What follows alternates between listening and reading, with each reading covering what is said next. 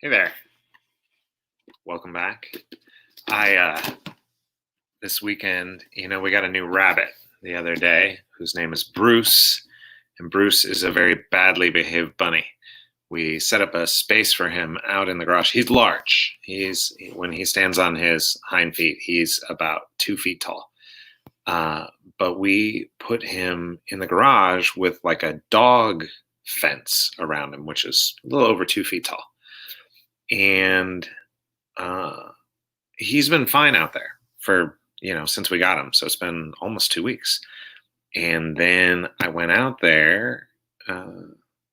We decided let's let him try to live in the house. So we brought him in the house. He kind of hopped around. He was like, "This is nice." And I took him back to the garage, and suddenly I guess he decided he didn't like it in his little cage. And so I went out, and he was free. He had gotten out. So I was like, "What? How are you doing this?" So apparently he jumps out. So I put a cover over the top and weighted it down and stuff. And then I went out, and he's out again. And apparently he's going under. He's lifting somehow with his big body the fence and going under. And so I weighted it down with paint cans. And I thought, well, he's stuck now. And then he's still getting out. So today I was like, I'm gonna catch him. And so I was waiting in the garage, waiting. He wouldn't do it. And then I went and stood by the door, and I waited till I heard something. I opened the door, and he looks over at me, and then is like, okay. And he just starts drinking some water. And then I close the door again, and then I go out a few minutes later, and he's gone. I don't know how he does it. It's pretty amazing. Anyway, here's a couple pictures of him. I thought you guys might like to see rabbit pictures. Here's one. Now, if you look, you'll see there's him in the lower part of the picture there. See? But then if you look in the tree, you'll see somebody else. That's our neighbor's cat, Marcia. She's just a kitten. They've actually become friends, and here's a picture of my daughter, Allie, with the two of them. They like to touch noses, the cat and the bunny and the child. All of them like it. Anyway, so yes, very funny. It is. Patrick says, "Hello, Matt. It's Houdini dog all over again. Good on you, Bruce." Yeah, we've been calling him Bruce Dini for just this reason. It's been a problem. Sarah says, "Hi." Lily Me says, "Hello." Teleporting bunny. Literally teleporting bunny. I don't know how he's doing it. It doesn't make a lot of sound either, even with the cover on it. So I don't, and it's a metal fence, so I don't know. It's a mystery. Caitlin says, "Hello." Scales family says, "Hi, fun. Thanks for sharing." The kitty, yes, the kitty's cute. Beth asks, "Are the cat and the bunny the same size?" Actually, the bunny's bigger than the cat. And the cat is a little, initially was pretty afraid of the bunny. Well, she would come up to check the bunny, and then he'd come running at her, and she'd disappear and do it again over and over. Yesterday was the day that they finally decided that they could, come right up close to each other and be buddies. So I actually did just set up a hutch outside, since apparently I need to either bunny proof the entire garage or find another place for Bruce to be. So yesterday I got him all set up in his hutch, and the cat went over and was just like chilling next to the hutch with the rabbit. So today we let the rabbit inside. He did pretty well. He was like hanging out. Oh yeah. Allie's reminding me also, in the hutch, there's at night, he can go in this little section. You can close the door so that he's safe from predators, et cetera, et cetera.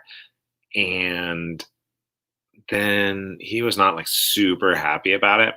And then a little later, my daughter comes down, Zoe, my oldest, and she says, "Man, I heard the rabbit making so much noise out there." And I look out, and he's opened the door and got out into the rest of the hutch. He's like, I don't know if he has like he knows how to pick locks or something. The Sims are here, and they say cute bunny and cat. All right. Well, everybody, let's go ahead and get started here. We are going to chapter 27 today of the Crescent Stone, the title of which is partings. As you know, what's happened so far, Madeline Oliver can't breathe except through magic, and she's been in the Sunlit Lands where she promised to serve the Elenil for 1 human year in exchange for a healing. She's been there during that time. She has performed a magical healing herself, saving her friend Jason from near death by allowing a Scim to die through magic. And now they are on the run. It is what they call the Festival of the Turning. And during the festival, the all of Elenil magic turns off for 24 hours. And now they're making a run for it from the Scim, which are the horrible bad guys that Madeline is there to fight. But kind of disturbing, the biggest warriors, the best warriors of the Scim, are called the Black Skulls. And the leader of the Black Skulls has arrived in the Elenil city, and he's calling out for Madeline Oliver by name, that she be turned over, and telling everyone this is the woman who can't breathe. So people are trying to find her. And in the last chapter on Thursday, what happened was they're fighting the Scim. They make it to West Wind, which is the castle that they've been living in with the Knight of the Mirror. And Madeline gets in. Jason's trying to help, and Bailea's helping Shula, all their friends. And Vivi, Hanali's father, is killed in the battle. And now the Knight of the Mirror is taking most of the humans and Bailea up into his solar, which is his room at the top of a tower, to try and make a plan to keep everyone safe until magic returns, which is still at least 20 hours away. So let's get started. Wait, one more comment from Jess. I had a pony who was a Houdini, but he was always predictable to find. Well, that's amazing. I don't know how they do it. Animals, they're smart. Okay, chapter 27, Partings. It is no shame to travel with crows, a Cockney proverb. Madeline missed Darius. It was a ridiculous thing to think as she labored, breathing heavily, to climb the tower stairs. Nevertheless, there it was. She had met him freshman year. He was charming, kind, and smart, rare enough in a boy at all, nearly extinct among high school freshmen. One day in English, when they were right in the middle of studying Romeo and Juliet, he had shown up at class with 3 roses for her. On the note, he had written, Madeline, that which we call a rose by any other name would smell as sweet.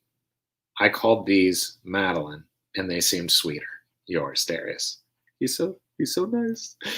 It wasn't the most emotionally competent way of breaking the ice, but it could have been worse. Besides, they'd been freshmen. He was an emotional genius compared to some of the other kids. And when she had gotten sick, he had been amazing. But once she knew what was going on, not just her diagnosis, but once she really understood, she'd had to break up with him. She couldn't let him spend a year of his life watching hers slip away. She knew he would stick by her until the end, and she couldn't let him do that. She regretted it now. Maybe if she had stayed with him, he'd be with her on this staircase. One thing was certain, as much as she appreciated Ruth's help climbing the stairs, and as strong as Ruth was for an 8-year-old, Darius could have scooped her up in his arms and carried her. She worried she might not make it through the night, and even after they'd broken up, she'd still secretly imagined that Darius would be there when she breathed her last. Are you able to continue? Ruth asked, her blindfolded face turned toward Madeline's. The clash of weapons and the cries of warriors echoed through the courtyard and up the tower. Although they ascended as quickly as Madeline was able, she was afraid the battle would overtake them before she entered the knight's quarters. Yes, she said, and they moved forward another 8 hard-won steps before she doubled over, hands on her knees, taking breaths that rasped through her like knives.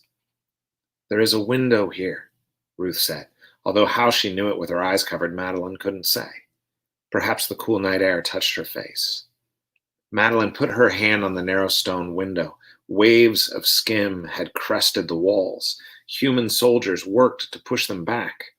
Madeline suddenly understood why the Knight of the Mirror must require those who fought at his side to do so without magic. Was it all in anticipation of this night? He would be uniquely vulnerable during this time. In fact, His magical blessing that nothing could be taken from his hand would be broken tonight, wouldn't it? That meant the Scim artifacts he was meant to protect would be at risk, not to mention her and Jason. The sound of shattering glass came from further up the tower. Before they could investigate, a bird, green and black, with a plume of bright blue on its head, landed on the window. "Do you bring a message for the Knight of the Mirror?" Ruth asked, her words tumbling out with intense concern. "The gates are fallen," the bird said. "Malgwen, harbinger of chaos and suffering, swims the waters of the sunlit lands. The Scim have taken the court of far-seeing. That we can see ourselves," Ruth snapped. "What more? They enter the palace of 1,000 years, intent on reclaiming the heart of the Scim. The palace guards hold them floor by floor. The Archon is wounded and has retreated to his chambers with the stone. Tyrius commands the knight come, lest he could not even if he wished it. The knight is trapped here in his own castle." "Then we are lost," the bird replied. "The court of far-seeing is burning. 3 magistrates are dead, killed in the square by the Scim. More are wounded, and hours yet remain until daylight." "Vivi, too, has left us," Ruth said. "I have heard the mourning cry of the Elenil from the courtyard." "Woe! Woe! Woe to the sunlit lands," the bird cried. "Is the sword of years safe, or have the villains retaken their instruments of destruction?" "For now they are safe," Ruth said, "though the Scim beat upon our very door. This is one bright kindling of hope." "Is there no other news, then?" "None good. The black skulls roam our streets, the Scim are fierce, and the Elenil all unprepared. It is said the Megrim have joined their side and allowed the Scim entrance through their own clever tunnels. Even now the The bird's head bobbled as if choking on something in its long neck. It flapped its wings and flew away high over Westwind, headed toward the center of the city. What happened?" Ruth, her face set in a grim frown, said, "The magic has faded now, even for the messenger birds.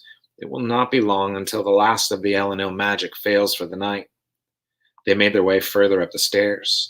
One of the stairway mirrors was shattered, and the broken glass crunched beneath their feet. "Is someone..." A series of coughs battered Madeline's chest. Ruth lowered Madeline to the stone stairs, careful to avoid the broken mirror. "Perhaps there is help above. I will go. Patience."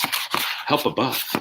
The only person above was Fernanda, trapped in her mirrors. Maybe Ruth was getting one of the magical artifacts, but if the magic was failing, what help could they be? Even the magic mirrors were breaking. A terrible thought crept into her mind. What if someone else was in the tower? One of the Scim or the Black Skulls? That seemed impossible, but what if they had used some sort of magic and arrived before them? Madeline had allowed an 8-year-old to go alone up the stairs. Madeline struggled to her feet and rested her hand against the wall. Her heart beat frantically, and she felt lightheaded. She waited for the black waves at the edges of her vision to recede. Then she made her way up, step by painful step, upward. A yelp of surprise came from above, and Ruth pushed herself under Madeline's arm. "I told you I would bring help. You should have waited." She had brought help, too. Rushing down the stairs, holding the hem of her dress so she could move more easily, came Fernanda Isabella Flores de Castilla, the Lady of Westwind. She wrapped Madeline's other arm around her neck, and together the 3 of them made their way steadily toward the top. "How?" "On this night the cursed enchantment is broken," Fernanda said. "Tonight alone in the year I walk among you not as a ghost, but as a woman." A sob caught in Madeline's throat. She was exhausted. She couldn't breathe, and she needed to keep climbing. This poor woman, though, had been trapped in the mirrors for the entire year, and now tonight she was using her few precious moments of freedom to help Madeline. It was too much to bear. Come, Fernanda said. "It's not so bad. Being trapped in a mirror saves me looking in them." They had reached the night's solar. "On the bed there," Fernanda said, and together she and Ruth lowered Madeline onto the rumpled bed in the main chamber. The table with the Scim artifacts sat in full view, unprotected. "Need to hide the artifacts," Madeline said. Fernanda stroked her sweating forehead. Do not worry, child. My beloved will be here soon. He has a plan, I know, to keep them safe. Jason burst into the room, followed by delightful glitter lady trotting along in her golden retriever size. Madeline! Jason's friends, David and Kakoa, came in behind them. Kakoa carried a strange weapon with teeth. Then Shula came behind them, her face covered in dirt and gore, her hair loose and wild. She carried a canvas package, which she immediately unfolded in the center of the floor. It was full of weapons. Then Bailea entered, panting. The knight bars the tower door, she said. He will be here in a moment. For now he asks that each of you arm yourselves, for the battle to leave here will be fierce. Shula and Jason were at Madeline's side now, talking over each other, both concerned for her, trying to figure out how they could help. Of course, there was nothing to be done. The knight appeared a moment later, his sword in hand. His eyes lingered on the magically shrunken rhinoceros, and he frowned at Jason. Make haste, he said. Gather quickly. Madeline got to her feet and met them at the table. Fernanda pressed into the knight's side, and he took her under his arm, pausing only to kiss her once and say in barely more than a whisper, Ah, my lady, at last I hold you for a moment. Forgive me, but I must make haste in giving instructions. She kissed his cheek and said, My brave knight, do as you must. The Knight of the Mirror looked around the table. We are 9, he said. Before you lie 5 magical artifacts, weapons of the Scim. Should they retrieve these weapons, tonight's attack will be only the first course in a veritable banquet of destruction. Maybe we should skip to dessert, Jason said. The knight ignored him. My magical boon returns at first light, but even now the Scim are within the walls of Westwind. I fear what may come. I must ask a brave favor of all of you. We'll do whatever you ask, Shula said. Within reason, Jason said. The knight nodded. Your honesty does you both credit. I fear my request is neither reasonable nor easily accomplished. I desire to fling these 5 artifacts to the other peoples of the Sunlit Lands so the Scim will not easily recover them. Bailea said, I can take them to the Cockery, Sir Knight, with little difficulty. I hoped you would say so. He picked up the silver mask. This is the mask of passing. Entrust it, please, to your tribe. I would have Jason join you in your journey. Whoa, Jason said. I should go with Madeline. I came here to protect her, not your drama mask. Bailea folded her arms. The desert is harsh, Sir Knight. I fear Wu Song may not be easily accepted among my people. If something were to happen to me before we reach the Cockery, he would surely be lost. Better the mask be lost than return to the Scim. Then to Jason, the knight said, I do not have the people to send more than 2 together, and it is more important that each artifact have a warrior to help transport it than that you be near a friend. Your pledge to the Elenil binds you to take this order. Except I didn't make a pledge to the Elenil. I made a pledge to Madeline, Jason said. I'm not leaving her. The knight's right, Madeline said. I will need protection and something to help someone to help me move, at least until morning. Besides, Shula said, how would you protect her? Not with bow and arrow. Jason blushed. You saw that, huh? Bailea put her hand on Jason's arm.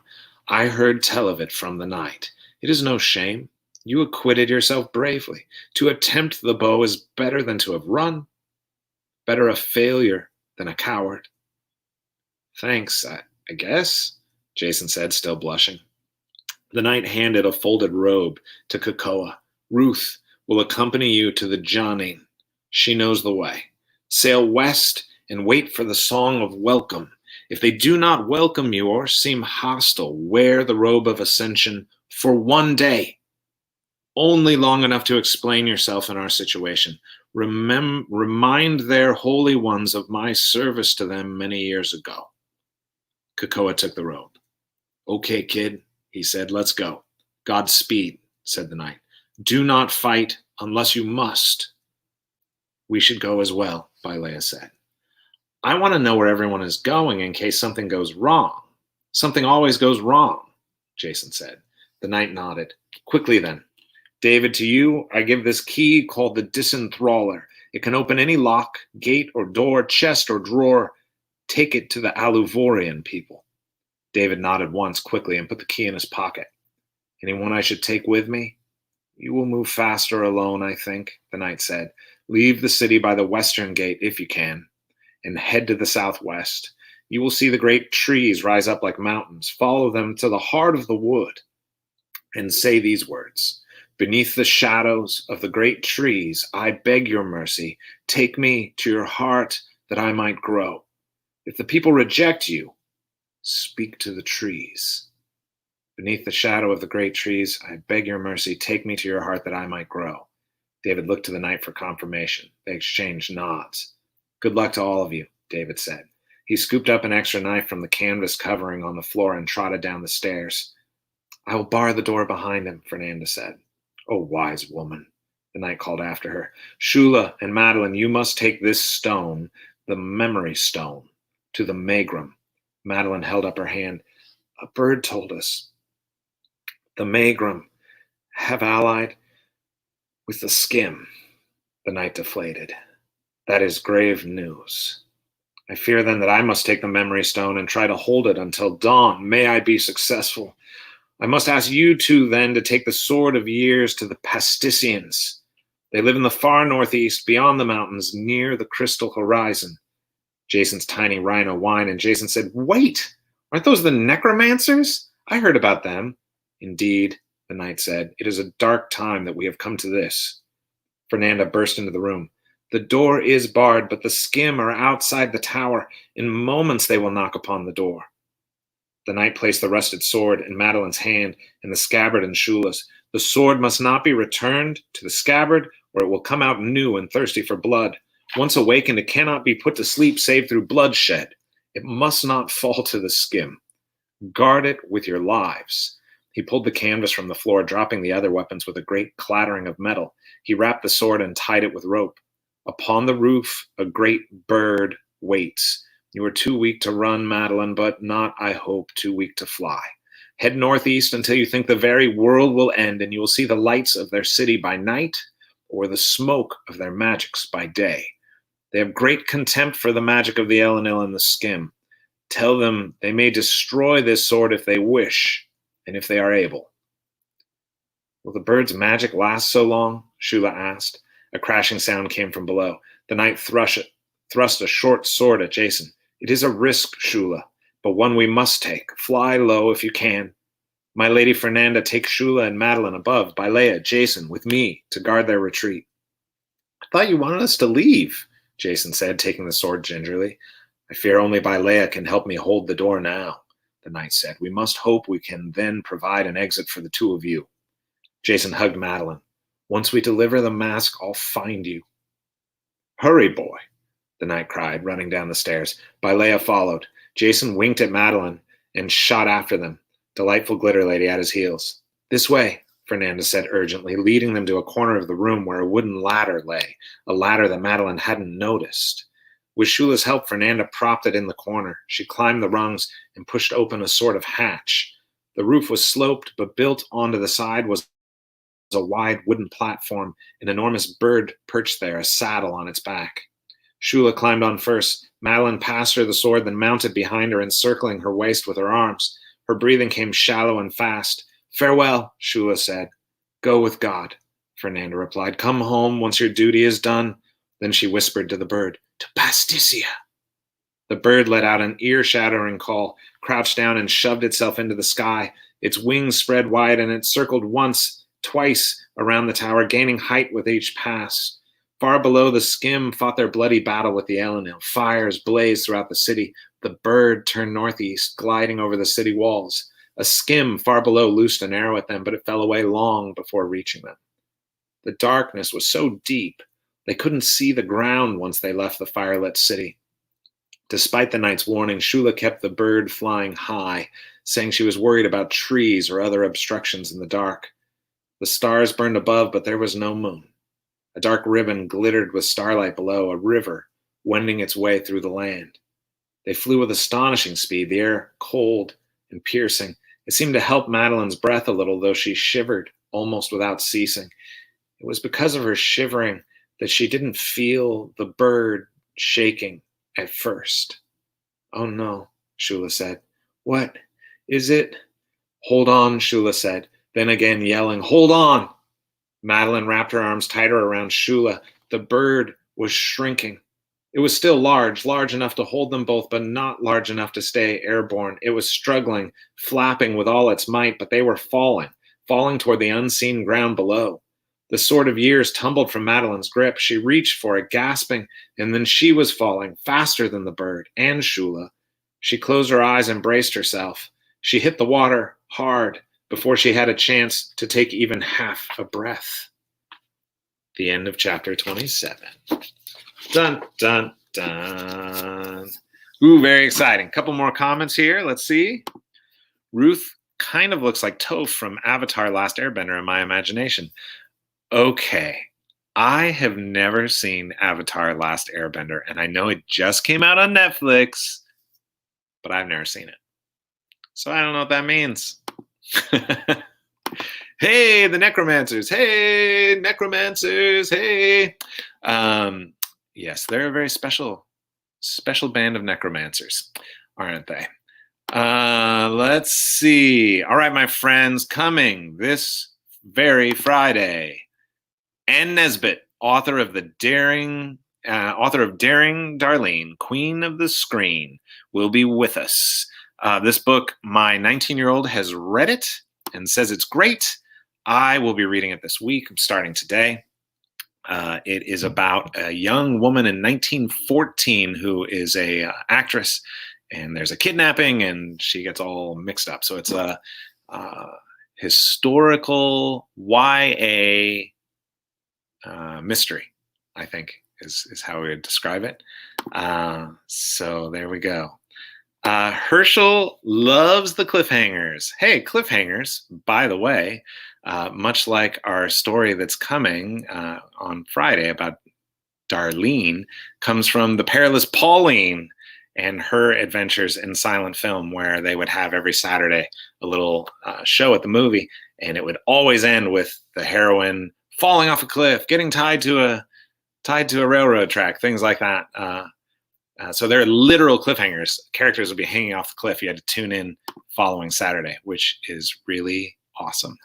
Lily Me says you should take advantage of Avatar being on Netflix and watch it. It's amazing. I just might. I've been debating. I've been thinking about it. Okay, so Friday at 1, author Ann Nesbitt. Don't forget, Tyndale.com is still taking orders and sending books right now if you're looking for a copy of The Crescent Stone, or if you want the audio, our friend Natasha reads it at oasisaudio.com. And don't forget to like, comment, or subscribe. Every time you like, every time you comment, it's a favor to me, and it helps other people find this content, which I think we can all agree is amazing. And if you subscribe, whether at youtube.com/Matt Michelatus Books or at facebook.com Michelatus Books, it makes it a little easier to find things every day as we're going forward. So, my friends, I hope you have a wonderful evening or day today, and I will see you tomorrow for the next chapter, which is called The Fall. So I will see you then. Bye.